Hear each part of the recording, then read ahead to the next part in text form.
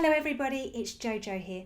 Have you noticed how with winter being here, it's a lot colder and it's darker in the morning and it's more dark at night? Well, actually, what I want us to do is realise that you've got a job to do in the winter, and that job is to keep your body warm. We don't always need the heating on, you know.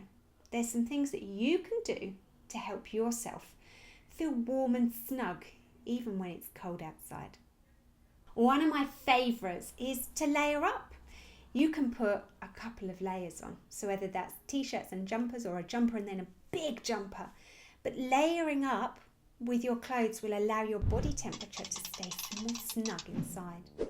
My next favourites is either a beanie that goes into the microwave that can help you feel warm, or a hot water bottle. Now, the only thing with a hot water bottle is only an adult can do a hot water bottle.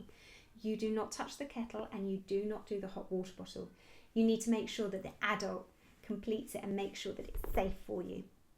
My next one is, did you know that we lose so much heat from our feet? So socks is really important. Ideally, socks and slippers, because then what it does is it just contains the heat into your body rather than leaving through your feet.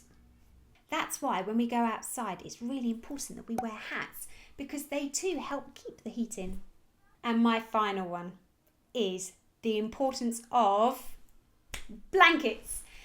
It's so nice to feel snug and warm, and see if you can use a blanket, even if it's when you go to bed at night, but they're brilliant.